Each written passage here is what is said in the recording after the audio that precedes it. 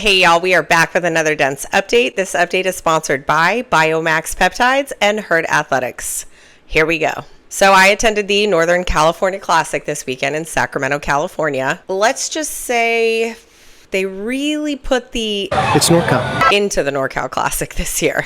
You know, I wish I could say it was just a couple of things here and there, but it really was everything but the kitchen sink. And if you get that reference, you know what I mean. So where do I start? We're here at the event. It's June. They're normally running this event in September. And I think honestly, when you look at the big picture of the whole thing, I think they just bit off a little more than they could chew. This was a new venue, so they were not familiar with this venue. This venue did not have internet. Imagine driving down into a valley, and this entire valley is surrounded by trees. There was absolutely no cell service. We spent 12 hours the day we arrived just trying to get this fancy, expensive Starlink satellite thing that Sevan and Sousa invested in to try to get a signal strong enough to even hold a live broadcast. And after that day, they pretty much just realized it was not going to happen. It was going to be too risky to lose the complete live stream altogether. They made the choice. We're going to pivot. We're going to record it as if it is live, and then as soon as the events are over, we'll upload them to YouTube. I mean, it took me almost 45 minutes to upload a reel after Heavy Isabel, but something that I think the event directors definitely could have been aware of prior to hiring a live broadcast stream. I mean, aside from bringing in a $50,000 5G tower, there was really nothing that we could do. And if we had known, maybe that could have been an option before, you know. It's Norcal. Starting day one was Heavy Isabel. Nothing really out of the ordinary there. We've seen Heavy Isabel all season long already. It was kind of like, okay, let's just get this event out of the way. And it really ran fairly well. The only thing I will say is it is crazy chaotic with 25 people on the competition floor. But nearly every single event of the weekend had some sort of change to the workout, whether it be a standard, whether it be a movement, whether it be weights on the barbell. And for us, it's exciting. We're telling stories, but for the athletes, I know they had to be wildly frustrated with this. I know I heard athletes saying things here and there. Second event on Friday was the ring shuttle run workout, and a lot of people were saying like, hey, some of these cones are not lined up right, and it's not a matter of a couple inches, it's a matter of a few feet, which in the grand scheme of things, it does make a difference. So that's just one thing. And then there were reports that some of the rings were not the same diameter. It's Norcal. And then the third event of the evening was off-site towards the back of Athlete Village. And it was on one of the trail paths that are in the park. So first thing right off the bat is, who is steering this? Are they the same weight? And so you have two different drivers driving this thing. We don't know if they're the same weight. The lanes are uneven. Clearly, the right lane was moving a lot faster than the left lane. And then athletes were reporting that they could hear the brakes rubbing on one of the gators. So the left side is way slower. No one's won in the left side.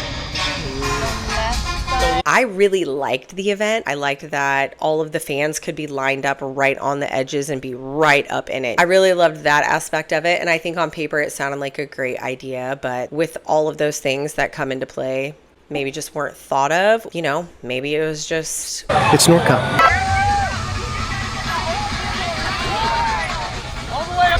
Hey, good job. About 53 seconds. It's Allie's scorecard. All the way back. Let's go, sister. Hi. Can I have your... Oh, God. You okay?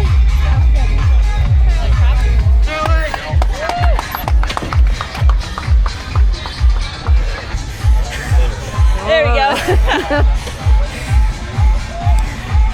Woo.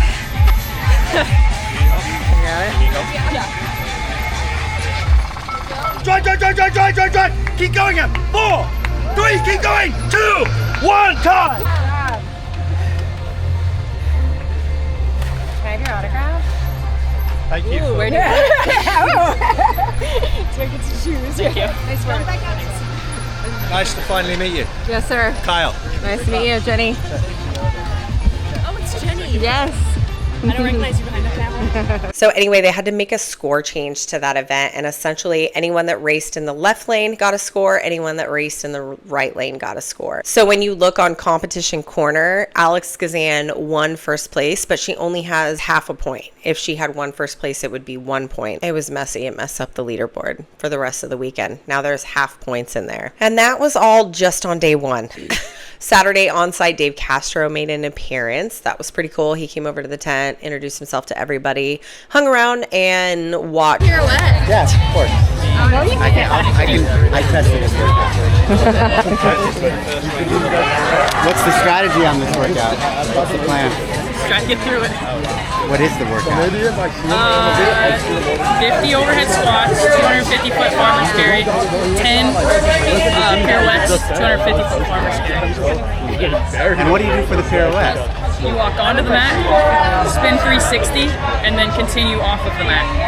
Not a lot of issues there. I will say that some of the athletes had mentioned the handstand walk mat, which was, I want to say it was a 4x4 cutout with the lane number on it that they had to do the pirouettes in. Some of the athletes were saying that, you know, the ground is obviously uneven because they're on grass. Like my handstand mat was like on a slope. Yes, yeah, I've heard some of that from the female heats before. So very uneven from lane to lane. Some of the other divisions said that they had the wrong kettlebells. And I don't know if they were lighter or heavier, but as an athlete, that's got to be frustrating. But don't forget, It's Norcal. Pump House was a Concept 2 erg bike, the heavy double unders. We were sitting there watching some of the heats before the elites were supposed to start, and all of a sudden you just start seeing rope handles flying around, and it wasn't just one rope handle. Athletes getting pissed, and they had extra ropes and they were having to run them out there. They knew they were having a problem, that all these ropes were going to pop off, and that is when Ben Alderman basically just was like, we have to remove this from the workout. We can't risk this for the elites. So what they've decided to do is there's going to be no jump rope. The new event is going to be 1.5K bike, 50 reverse lunge wall balls, 15 bar muscle up plus pullovers, 50 reverse lunge wall balls, and then 1.5K biker. So Pump House. It's Norcal. And then another thing that kind of sucked was when the men were on the floor for Pump House, the women were over on the other stage for Farmnastics. We couldn't stream at the same time and commentate at the same time. So unfortunately, the men's event really didn't get covered. I had to go over there and do an Instagram live, and it was hit or miss because of the service. Will Leahy ended up winning that workout. I did get an interview with him. What's that? It was good. Overhead squatting on the grass? Yeah. Have you ever done that before? I have not. No. Yeah, I haven't before, so that was the first. It wasn't too bad. I enjoyed that event. That was fun. And then what about the pirouettes? I mean, it was like most people probably do not practice them on a little bit of uneven ground, walking from two different surfaces. Sure. So it's just like NorCal stuff. It's Norcal. So NorCal stuff, so it makes it good. Like those were harder than I anticipated them being. No potholes in there for quick carrying the kettlebells? Yeah, No? All good. Okay. All good. Awesome. Well, good job. Thank you. And then the final day's events. So we started off, the first event of the day was a 2K row into a 2K run. Now, the athletes were in the athlete corral. That is where the chip timer line starts. And the athletes have to cross the chip timer line, run to their rower, hand their judge their scorecard. And then you're lucky if the judge was close enough, and you're lucky if the judge was paying attention. Because if you weren't, I saw athletes like yelling and waving at their judges. And then some judges were telling the athletes to go to the wrong rower. They finish their row, and that is a score. And then your total time is another score. And I'm sitting here thinking, why didn't they just put the run chip timer start line at the entrance where they go out for their run? And you could have just let all your athletes start sitting on a rower. The judge can look at the screen and record the row time, and then you have a chip timer time, and then you just do math. I don't know. That would have eliminated all of the chaos with the scorecards, the rower, can't get your feet set, all the things, right? But It's Norcal. there were also some issues with the chip timers. Some of the athletes had it folded down at the bottom of their shorts, and some didn't get recorded. Some athletes picked up the wrong chip timers at check-in, so their scores weren't recorded. I know personally I was standing there at the finish line with the chip timer dude, and the scores start popping up, and he didn't have one for Alex Gazan, and he didn't have one for Andrea Solberg. I'm not really sure how they resolved it, but they somehow did resolve it. But it was really impressive that Hattie Canyo was 25th off the rower, but still managed to come in 5th overall. Wow.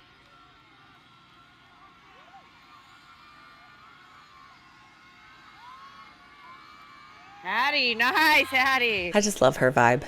Now look behind you. I did hear that they had to completely wipe the teenagers' run event because the teenagers clearly didn't know where the run was marked, and some of them went this way and some of them went that way, and it was, you know, they could have probably had people on the path directing traffic, especially at points where there could be room for confusion. And that wasn't the worst of it, of the weekend, y'all. There's still the final event. And so then the final workout of the day. Why do they call it Hero Ball? There were no balls. Legless rope climbs, box get-overs, and squat cleans. And now, again, we're watching this event while the RX women are going and noticing that the standard, they were able to clamp their legs, like squeeze their legs on the rope before touching. They were able to even put their foothold in the rope, but they weren't able to like stand up. They were just able to use it as an anchor before they touched the thing. And, you know, Bryson says, why are they doing that? They're not doing that for elites, are they? And we found out, yeah, they were allowing that for the elites. And that ended up getting changed. I think enough people complained and said, hey, you're qualifying people to the CrossFit Games. We all know they can handle legless rope climbs. Why would you allow them to clamp at the top? They were actually briefing it, telling them they could clamp it. And then Ben Alderman comes in and says, no, no, no, we changed it. No clamping for the elites. Get that? Touch and then clamp. Touch and clamp. You get that? Raise your hand. Okay. I don't get that. Oh, no, I'm just confirming. No feet on the way up. No feet on the way up.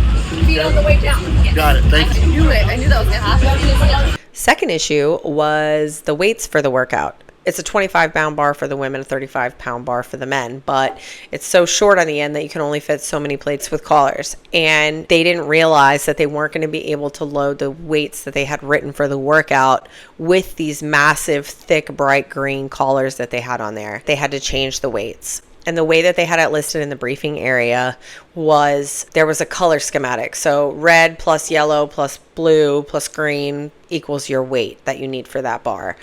And I'm just thinking, oh, holy shit, these athletes are not going to get out there and remember exactly what weights go on where. But the problem is they had so many extra weights. You had no idea. The announcers did not realize that any weights had changed. So through the whole workout, the on-floor announcers are announcing the original weights. Now, Nikki Rogers did say that the male board still said 325, but it had the color scheme written incorrectly. And so for the first heat, almost all of the athletes got out there and put on the baby blues at the very end of the bar. So Ilya's dominating, and he has, with 4:15 left on the clock, he only has one lift left. And he's coming towards his bar. He has to do those two final box. He gets off the rope, the one legless rope climb. He jumps the two boxes. This is the heat before.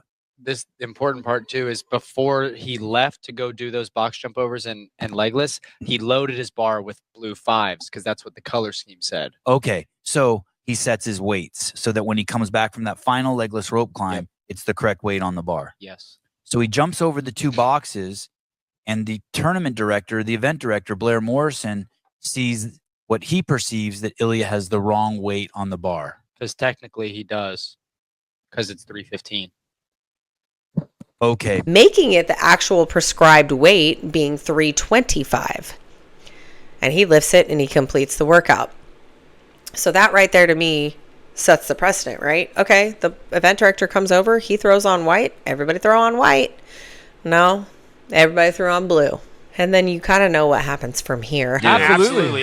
Now, the thing is, he still has to change his weights. I don't know if he's going to do this in time. He's got 30 seconds to change his weights and then to do that last clean, or else there needs to be 6 spots. And that's right, because we had Ilya on that last heat. Spencer Panchik and Will Leahy still in between Jorge and Nate. He needs 3 more athletes to get in between them. He's got his weight changed. He's got 15 seconds. Oh, my goodness, 15 seconds. He put the wrong weight on, Bill. Oh. He's put the wrong weight on. He's got to take a plate off. Oh, this is going to cost him a spot right now. Spencer Panchik at the bar for the last lift. Will Leahy at the bar for the last lift. Spencer Panchik comes in. I'm watching this unfold and I'm thinking, why are they talking? What is going on here? And Taylor says, I think it's whites. And the reason Taylor says that is because he was right there front and center when Ilya and Blair Morrison put whites on that barbell to complete the workout. So in his mind, he's thinking it's whites. And should he have maybe not said anything at all? Sure. And he took accountability for that. I'm not blaming this on everyone. 100% my fault. You can tell things were a little heated after the fact. Nate Ackerman crosses the line, goes over to the end. He's talking to his coaches and his family.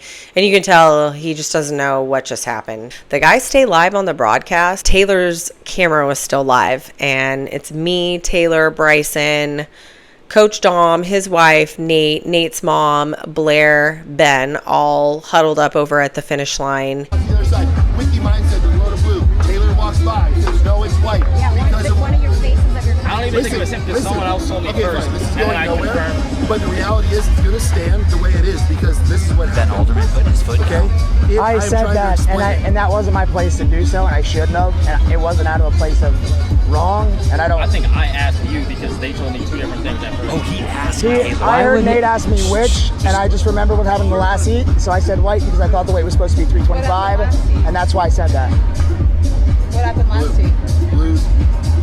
Set it over there. Red, blue, yellow, little blue. I still want to know what happened last week. Loaded.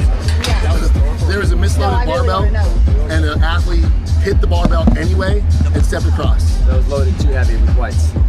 Oh, he was right here, the He misloaded guy. his own bar, but he did over the weight, and he cleaned the bar, and he stepped over. This one's kind of tricky, right? The athlete shouldn't be asking a media person what to do. A media person shouldn't be talking to anybody while they're on the floor. However, there were so many adjustments and changes to the workout. I just couldn't believe that amount of breakdown and communication over the weekend just blew my mind. You had plenty of judges. Take a 5-minute break and clear the weights that are not needed. If you don't have weights that they don't need, this likely doesn't happen. And in the midst of all of this craziness going on, what happens? Your winners get overlooked.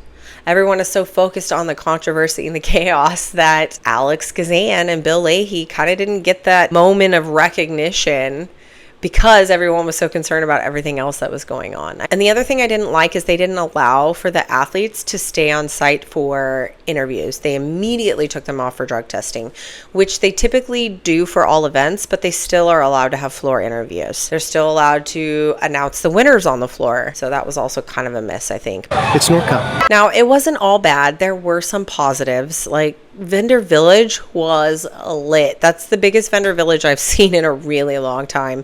So they definitely put a good effort into building that. I did see the LRX booth there, and that is Ryan Husband and Maggie Husband. Of course, they're always sporting their WFP hats. And word is that the first day they were caught poaching affiliates for the WFP. And they had some LRX banners that were out on the floor stage barricades.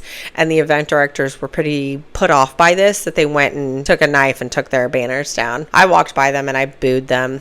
Boo.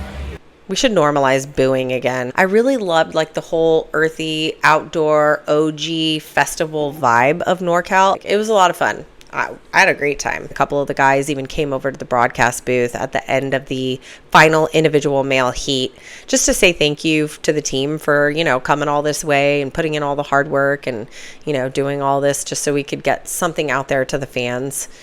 So they were really appreciative of that, and I thought that was really cool. That is all for this dense update. Be sure to leave us a comment, like, and subscribe to the YouTube channel. And if you're into this sort of thing, head over to my Instagram page where you can follow me there for all the latest happenings in the CrossFit community. Dense bitch. She got chalk on her hands, lip gloss on the mic, talking PRs and drama, yeah, her takes ain't light. Deadlifting truths in her crop top fit, and every box know her name, yeah, that dense bitch. That dense bitch. Big brain, not big bench, and when she walks in, whole squad gets tense. She say what she want, no filter, no flinch, dropping CrossFit T with a snatch and a twist. That dense bitch. That dense bitch. Yeah, she built like a barbell, pretty face, big chest, got some cartel. Hot takes with a side of protein. She the queen of the scene in her Metcon dream. That dense bitch. That dense bitch. Got a what and a war to start, talking smack in the chat like it's modern art. Brains, maybe not, but the biceps hit, and she always bring the fire when she talk her. Did you hear what Jess did at the 6 a.m.? She got caught skipping reps, now she ghosting them. And Mike's on roids, girl, we been new. That dense bitch got the scoop like a pre-workout brew. No PhD, but she studied your form, correcting your squat while she rides the storm. Opinionated, caffeinated, unregulated, pretty and hated, she's celebrated. She ain't dumb, she deliberate. Big boobs, big takes, she ain't delicate. And when she talks, the room goes hush, cause even the coach be scared of her touch. That dense bitch. That dense bitch? Yeah, she built like a barbell. Pretty face, big chest, got some cartel. Hot takes with a side of protein. She the queen of the scene in her Metcon dream. That dense bitch. That dense bitch? Got a wide and a war star. Talking smack in the chat like it's modern art. Brains, maybe not, but the biceps hit. And she always bring the fire when she talk her shit. Yeah, she loud, she proud, and she benching your man. Takes no notes, but she still got a plan. Call her dense, but she flex on cue. That bitch got the news and she prettier than you.